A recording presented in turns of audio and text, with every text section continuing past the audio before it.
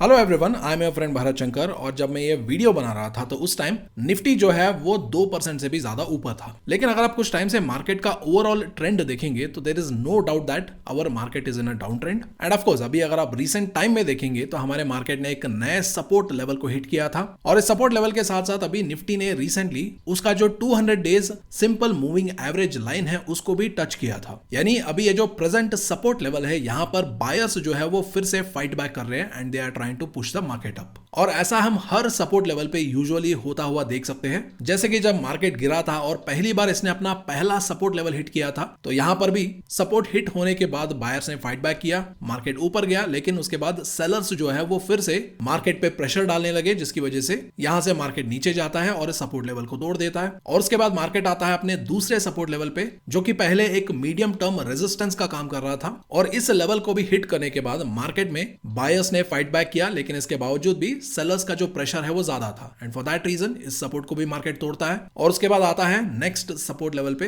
तो यहां पर भी देखिए जब इस सपोर्ट लेवल को मार्केट हिट करता है तो यहां पर भी फिर से मार्केट में एक बाउंस होता है और फिर से सेलर्स का प्रेशर बढ़ता है। और उसी तरीके से अभी अगर आप देखेंगे तो market has hit a new support level और यहां पर भी जो है बायर्स अभी फाइट बैक कर रहे हैं and for that reason markets are up by more than 2%। और इस सपोर्ट लेवल पे मार्केट को एडिशनल स्ट्रेंथ इसलिए भी मिल रहा है क्योंकि ये जो सपोर्ट लेवल है it is coinciding with the 200 days moving average line. और अगर आप 200 डेज मूविंग एवरेज लाइन के बारे में नहीं जानते हैं तो इन्वेस्टिंग की दुनिया में और ट्रेडिंग की दुनिया में जो 200 डेज मूविंग एवरेज लाइन होता है उसको एक क्रिटिकल सपोर्ट और क्रिटिकल रेजिस्टेंस माना जाता है। यानी अगर मार्केट गिरता है और 200 डेज मूविंग एवरेज लाइन को हिट करता है तो यहां से ट्रेडर्स और इन्वेस्टर्स ये एक्सपेक्ट करते हैं कि यहां से मार्केट को सपोर्ट मिल सकता है और यहां से मार्केट बाउंस हो सकता है। और वही अगर मार्केट ऑलरेडी गिरा हुआ है और वो ऊपर आने की कोशिश कर रहा है और ऐसे टाइम पे अगर वो 200 डेज मूविंग एवरेज लाइन को हिट करता है तो ये रेजिस्टेंस का काम करता है और इसको तोड़ने के लिए मार्केट को ज्यादा एफर्ट्स डालना पड़ता है या बायर्स को ज्यादा एफर्ट डालना पड़ता है। बिकॉज जो 200 डेज मूविंग एवरेज लाइन होता है वहां पर बहुत सारे जो बायर्स होते हैं और बहुत सारे जो सेलर्स होते हैं वो अपने ट्रेड सेटअप्स को वहां पर सेट करते हैं और अपने पोजीशंस को वहां पर लॉक करते हैं। एंड फॉर दैट रीजन अगर मार्केट गिर रहा है तो 200 days moving average line acts as a support. और वही अगर मार्केट ऑलरेडी गिरा हुआ है और वापस बाउंस करने की कोशिश कर रहा है तो वहां पर 200 days moving average line acts as a resistance. तो अभी ये सारा डिस्कशन सुनने के बाद आपके माइंड में एक सवाल जरूर आएगा कि तो अभी अगर 200 डेज मूविंग एवरेज लाइन का सपोर्ट मिल रहा है और इस सपोर्ट को लेकर मार्केट अगर वापस बाउंस कर रहा है तो ये तो अच्छी बात है, तो 30% गिरावट का डिस्कशन कौन कर रहा है? ये गिरावट होगा या नहीं होगा उसका तो सवाल ही नहीं उठता। तो देखिए यहाँ पर सबसे पहले हमें यह समझना है कि जब भी मार्केट ने नए सपोर्ट लेवल्स को हिट किया है तो उस टाइम मार्केट ने बाउंस बैक करने की कोशिश की, लेकिन पहले के सपोर्ट लेवल पे जो बाउंस बैक हुआ था उसको मार्केट सस्टेन नहीं कर पाया था and for that reason market में फिर से गिरावट हुआ था। एंड प्रेजेंटली ये जो सपोर्ट लेवल है 200 डेज मूविंग एवरेज लाइन का और ये जो नया सपोर्ट लेवल का, तो यहां पर स्ट्रेंथ जरूर है लेकिन यहां पर स्केप्टिसिज्म भी ये है कि अगर मार्केट इस बाउंस बैक को सस्टेन नहीं कर पाता है तो क्या उसके बाद मार्केट का जो गिरावट है वो आगे भी कंटिन्यू होगा, और अगर आगे मार्केट और भी गिरेगा तो वो कौन सा स्ट्रॉन्ग सपोर्ट लेवल है जहां पर मार्केट बॉटम आउट हो सकता है। उसके बारे में आज की वीडियो में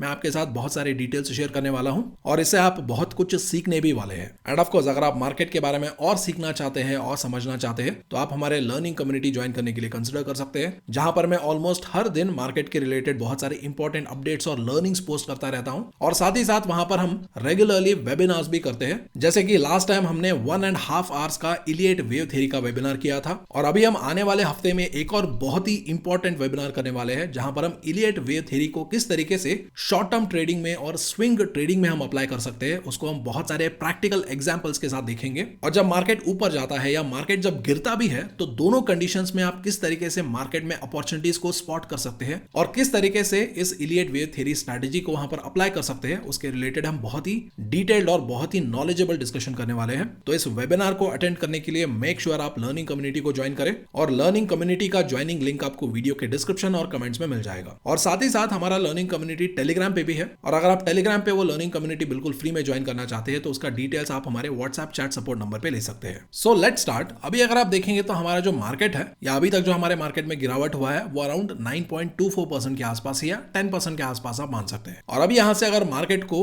20% गिरना है, 30% गिरना है तो उसके चांसेस बहुत कम क्यों है और वो कौन से टेक्निकल और फंडामेंटल फैक्टर्स है जिसकी वजह से मार्केट 20% या 30% 20% उतना गिरे उसके चांसेस वो बहुत कम कर देते हैं। अभी हम उन फैक्टर्स को समझेंगे। तो अभी इन दोनों फैक्टर्स को समझने से पहले आपको इन 4 पॉइंट्स को सही तरीके से समझना होगा। पहला पॉइंट यह है कि market correction and market fall are part of the market cycle. यानी हमारा जो मार्केट है वो साइकिल्स में चलता है, कभी अप साइकिल होता है, कभी डाउन साइकिल होता है। कुछ टाइम पहले हम अप साइकिल एक्सपीरियंस कर रहे थे, मार्केट में एक बुल रन हो रहा था, और अभी डाउन साइकिल है जिसकी वजह से मार्केट गिर रहा है। और ये बात आपको दिमाग में डाल लेना चाहिए कि मार्केट एक ही डायरेक्शन में ऊपर नहीं जाता है। मार्केट ऊपर जाता है, प्रॉफिट बुकिंग होता है, डाउन साइकिल आता है, मार्केट में गिरावट होता है, उसके बाद मार्केट फिर से अपने डायरेक्शन को रिज्यूम करता है। और इसीलिए हमने ये नोटिस किया होगा पास्ट में और अभी भी कि लॉन्ग टर्म में मार्केट्स जो है they tend to go up, यानी लॉन्ग टर्म में मार्केट्स ऊपर जाते हैं। एंड ऑफ कोर्स हर कोई मार्केट लॉन्ग टर्म में ऊपर नहीं जाता है, लेकिन इंडियन मार्केट्स के केस में हम इसीलिए ऐसा बोल पाते हैं क्योंकि हमारा जो इकोनॉमी है इट इज स्ट्रॉन्ग और एक ग्रोइंग इकोनॉमी है। और किसी को भी इसके ऊपर डाउट नहीं है कि बाय 2030 या बाय 2040 या by 2050 India's economy will be much bigger than what it is right now. क्योंकि जिस तरीके से हमारा पॉपुलेशन है, जिस तरीके से हमारा इकोनॉमी प्रोग्रेस कर रहा है, उसके हिसाब से तो हमारा जो स्पेंडिंग है और कंजम्पशन है वो आने वाले टाइम में बढ़ना ही चाहिए, और उसके कम होने के चांसेस ऑलमोस्ट नेग्लिजिबल के बराबर है। एंड ऑफ कोर्स यहाँ पर कुछ लोग ये बोल सकते हैं कि सर ऐसा तो है, जापान का जो इकोनॉमी है उसके बारे में भी बात किया जा रहा था, लेकिन आपने देखा होगा जापान के जो मार्केट के पीक में जो फंसे थे वो ऑलमोस्ट 30 साल तक फंसे ही रहे। सो यहाँ पर please understand Japanese economy at that point of time in the 1990s and Indian economy in the 2024 are two different things. उस टाइम जापानीज इकोनॉमी में कंजम्पशन गिर रहा था, उनका पॉपुलेशन कम हो रहा था, लेकिन हमारे केस में वो उल्टा है। So we should not be comparing Japanese economy in the 1990s with Indian economy in the 2024। So it is like comparing apples with oranges. And the last point, जो हम टेक्निकल्स देखते हैं, मार्केट को हम इलियट वेव थ्योरी के point of view से वगैरह जो एनालाइज करते हैं, उस एनालिसिस से हम मार्केट फेजेस को समझ सकते हैं और ट्रेंड रिवर्सल्स को समझ सकते हैं कि कब कोई मार्केट साइकिल शुरू हो रहा है, कब कोई मार्केट साइकिल खत्म हो रहा है, उसको हम टेक्निकल्स के जरिए या टेक्निकल्स की मदद से एनालाइज कर सकते हैं। So these 4 points you should keep in mind. तो इसीलिए मैं हमेशा ये बोलता रहता हूं कि don't panic in the market. ठीक है, मार्केट गिर रहा है, डाउन साइकिल आ रहा है, that's totally fine, that is totally healthy. ऐसे टाइम पे आपको पैनिक करने के बदले आपको जो अप साइकिल आएगा उसके लिए प्रिपेयर करना ज्यादा फायदेमंद होगा। और ऐसे डाउन साइकिल्स में इन्वेस्टर्स ही नहीं बल्कि कंपनीज भी ऐसा ही करते हैं, वो आने वाले अप साइकिल के लिए प्रिपेयर करते हैं और प्लान करते हैं। और अगर आप हमारे टेलीग्राम चैनल और व्हाट्सएप चैनल पे है तो सुबह मैंने एक पोस्ट डाला था, आपने वो पोस्ट देखा होगा। मैं प्राज इंडस्ट्रीज के जो मैनेजमेंट है उनके कमेंट्री सुन रहा था, और उसमें मैनेजमेंट अपने आने वाले जो रेवेन्यूज है और जो की ग्रोथ सेक्टर्स है उसमें कैसे टैप करना चाहता है, उस अपॉर्चुनिटी के ऊपर वो कैसे कैपिटलाइज करके अपने रेवेन्यूज को 3 टाइम्स ग्रो करना चाहता है, उसके रिलेटेड मैनेजमेंट ने इंफॉर्मेशन शेयर किया था। मैंने वही इंफॉर्मेशन टेलीग्राम और व्हाट्सएप चैनल पे भी शेयर किया था। एंड बाय चांस अगर आपने अभी तक ज्वाइन नहीं किया तो लिंक डिस्क्रिप्शन में है, चाहे तो ज्वाइन कर सकते हैं। So the point is, down cycles में क्या होता है, everybody goes into a planning phase ताकि वो स्ट्रेटेजिकली जो अप साइकिल आने वाला है उसका वो एडवांटेज ले सके। And as a investors we should also be doing the same thing during the down cycles. So first of all, अगर आप टेक्निकल पॉइंट ऑफ व्यू से मार्केट को देखेंगे और यहां पर अगर आप इलियट वेव थ्योरी को अप्लाई करेंगे तो already wave 1, wave 2, wave 3, wave 4, wave 5 complete हो चुका है। यानी जो इंपल्स वेव है जहां पर मार्केट ऊपर भागता है वो खत्म हो चुका है, और अभी करेक्शन वेव चल रहा है। और एक करेक्शन वेव वेव ए, वेव बी और वेव सी के रूप में मैनिफेस्ट होता है। और अभी का जो मार्केट है और मार्केट में जो गिरावट हुआ है उसको देख के ऐसा लग रहा है कि वेव ए, वेव बी और वेव सी मैनिफेस्ट हो चुका है। क्योंकि जनरली अगर आप देखेंगे तो ये जो वेव ए, बी, सी होते हैं वो वेव 4 का जो एंड होता है उसके आसपास ही कंसोलिडेट करते हैं और उसके आसपास ही वो खत्म होते हैं। और इस बात को हमने डिटेली इलियट वेव थ्योरी प्रिंसिपल का जो हमने पहले सेमिनार किया था उसमें बहुत डिटेल में डिस्कस किया था। और लर्निंग कम्युनिटी मेंबर्स के लिए वो वीडियो फ्री में अवेलेबल है, अभी तक नहीं देखा है तो जाके देख लीजिए। बहुत ही इंपॉर्टेंट वीडियो है, आपका नॉलेज वो बहुत हद तक बढ़ा सकता है। Very useful video, if you haven't watched it go and watch it immediately. और अभी अगर आप देखेंगे तो जो वेव ए, बी, सी है वो वेव 4 का जो एंड है वहीं पर आसपास कंसोलिडेट हो रहे हैं, जिसकी वजह से यहां पर बहुत लोग ये मान रहे हैं कि ये जो मार्केट साइकिल चल रहा था, करंट मार्केट साइकिल चल रहा था, वो अभी खत्म हो गया है। अभी एक नया मार्केट साइकिल शुरू होने वाला है, यानी यहां से फिर से नया इलियट वेव का जो मार्केट साइकिल है वो शुरू होगा और मार्केट उसी ट्रेंड में अपना नेक्स्ट मूवमेंट कर सकता है। यानी सिंपल वर्ड्स में, एक बार मार्केट के जो इन्वेस्टर्स है वो greed, fear, optimism, excessive optimism, euphoria ये सब एक्सपीरियंस करते हैं तो एक साइकिल कंप्लीट हो जाता है और उसके बाद फिर से नया साइकिल स्टार्ट होता है। And that is what many people are anticipating right now, because Elliott wave theory का या इलियट वेव का जो ये साइकिल है वो ऑल कंप्लीट होता नजर आ रहा है। तो अभी यहां से 2 पॉसिबिलिटीज है। पहला पॉसिबिलिटी क्या है, यहां से इलियट वेव का एक नया बुल साइकिल शुरू हो सकता है, जहां से पहला फिर से wave 1, wave 2, wave 3, wave 4, wave 5 ऐसे इंपल्स वेव्स में मार्केट फिर से ऊपर जाएगा, बुल रन होगा और उसके बाद फिर से वेव एबीसी में करेक्शन होगा। तो ये पहला पॉसिबिलिटी है which is the best possibility, which investors are hoping that कि ये पॉसिबिलिटी मैनिफेस्ट हो जाए, मार्केट फिर से ऊपर जाए, फिर से पैसे बने। Everybody is hoping for this bull cycle. अगर ये हुआ तो सब चंगा सी, everybody is happy and it is business as usual. लेकिन वही अगर इलियट वेव का बेरिश साइकिल शुरू हो जाता है तब क्या होगा? क्योंकि देखिए, जो इलियट वेव होता है वो आपको ट्रेंड रिवर्सल के बारे में बताता है, मार्केट में बुलिश ट्रेंड आने वाला है या मार्केट में बेरिश ट्रेंड आने वाला है, और उसी ट्रेंड के बेसिस पे मार्केट में जो मूवमेंट्स होते हैं वो मैनिफेस्ट होते हैं। और अभी अगर इलियट वेव का बेरिश साइकिल मैनिफेस्ट होता है तो तब क्या होगा? ये जो वेव 1 2 3 4 5 में बुलिश साइकिल में जैसे मार्केट ऊपर जाता था, वैसे ही बेरिश साइकिल में मार्केट नीचे गिरता है। और उसके बाद जो करेक्शन वेव आएगा, वहां पर वेव ए बी सी में मार्केट थोड़ा ऊपर जाके रिकवर करेगा, वहां पर यह साइकिल खत्म होगा और वहां से फिर से एक बुलिश या बेरिश साइकिल शुरू होता है, और वैसे ही मार्केट इन साइकिल्स के अकॉर्डिंग प्रोग्रेस करता है। और अभी के लिए फॉर अ मोमेंट अगर हम ये मान भी ले कि अगर इलियट वेव का बेरिश साइकिल मैनिफेस्ट होता है तो क्या मार्केट यहां से 20% या 30% गिर सकता है? सो जस्ट फॉर असम्पशन यहां पर हम ये अज्यूम कर ले कि अगर आने वाले टाइम में मार्केट 20% तक गिरना चाहता है तो उसके चैलेंजेस क्या है, या मार्केट को उतना गिरने से वो कौन से फैक्टर्स है जो मार्केट को रोक सकते हैं, दैट वी कैन अंडरस्टैंड। तो सबसे पहले अगर आप देखेंगे तो मार्केट अगर प्रेजेंट लेवल से नीचे जाएगा, या ये जो प्रेजेंट सपोर्ट लेवल है इसको ब्रेक करके नीचे जाएगा, तो उसके बाद नेक्स्ट सपोर्ट लेवल जो मार्केट को मिलेगा that is an extremely strong support level which has supported market for a very long time starting from 2024 till June 2024। तो इसलिए अगर मार्केट 20% फॉल के लिए भी प्रोग्रेस करता है तो 20% फॉल होने से पहले ही market will hit this strong support, it will be a very strong test for the market, या बेसिकली जो बेयर इन्वेस्टर्स है ये उनके लिए एक बहुत ही स्ट्रॉन्ग टेस्ट होगा, क्योंकि इस लेवल पे बहुत सारे बायर्स बैठे हुए हैं जो मार्केट को इस लेवल से नीचे जाने नहीं देना चाहते।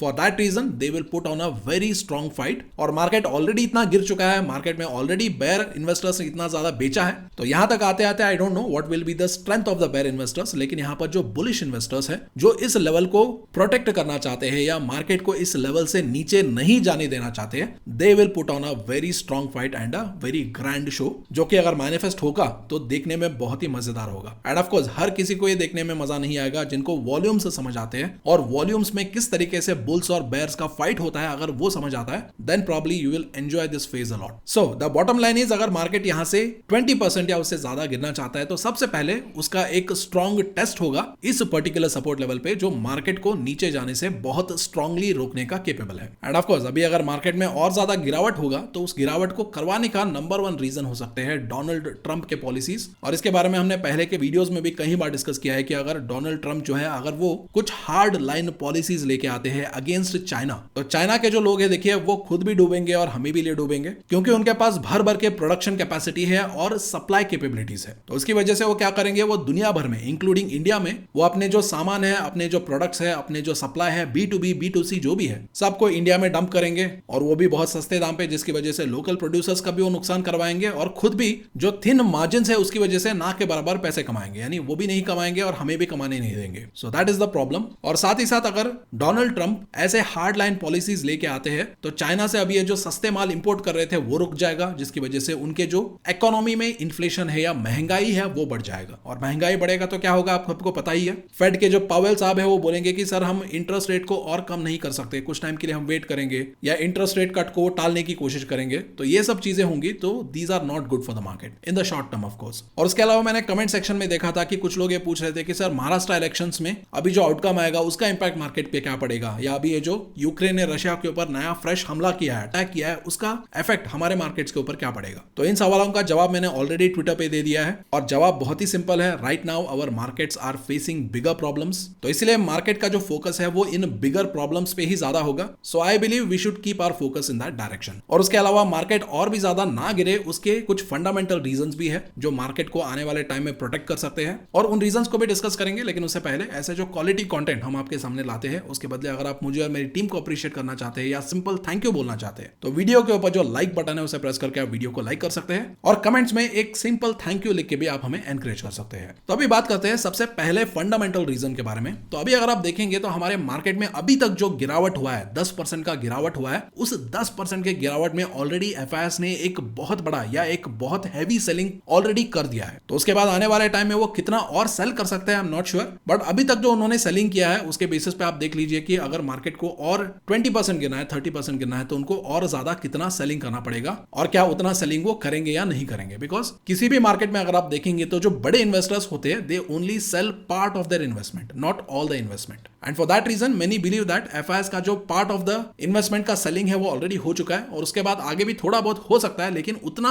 बड़े पैमाने पे सेलिंग हो उसके चांसेस वहां पर कम माने जाते हैं। और उसके बाद आते हैं दूसरे फंडामेंटल रीजन के ऊपर। तो अभी हमारे मार्केट में नेगेटिव सेंटीमेंट इसीलिए भी था क्योंकि हमारा जो जीडीपी ग्रोथ था वो 7.2% था, लेकिन अगर आप हमारे लिस्टेड बड़े बड़े कंपनीज का क्वार्टरली रिजल्ट्स देखते तो वो बहुत ही वीक नजर आ रहे थे। तो इन वीक क्वार्टरली रिजल्ट्स के बेसिस पे भी हमारा जो मार्केट का सेंटिमेंट है वो बिगड़ गया था। लेकिन अभी अगर आप देखेंगे तो अभी आरबीआई ये बोलता है कि फेस्टिवल सीजन के जो स्पेंडिंग है उसकी वजह से अभी Q3 नंबर्स कंपनीज के बूस्ट हो सकते हैं, और अभी ये जो Q3 रिजल्ट्स आएंगे वहां पर कंपनीज अच्छा रिजल्ट्स पोस्ट कर सकते हैं, ऐसा आरबीआई मानता है। एंड ऑफ कोर्स हम सबको ये पता ही है कि फेस्टिवल सीजन के टाइम स्पेंडिंग ज्यादा होता है, कुछ सेक्टर्स को फायदा होता है, लेकिन वही कुछ लोग कुछ पर्टिकुलर सेक्टर्स के ऊपर स्केप्टिकल है, क्योंकि अगर आप फेस्टिवल टाइम पे जो गाड़ियों की बिकवाली हुई थी उनका नंबर्स देखेंगे तो they are not that encouraging. And you might already seen that Tata Motors का आप गाड़ियों का सेल्स डेटा देख लीजिए या ऑटोमोबाइल सेक्टर का अगर आप सेल्स डेटा देख लीजिए, you will figure it out कि वहां पर जो नंबर्स है वो उतना ज्यादा एनकरेजिंग नहीं थे। But having said that, to a broader economy और to the broader set of companies जो फेस्टिवल में स्पेंडिंग होता है, that could potentially boost the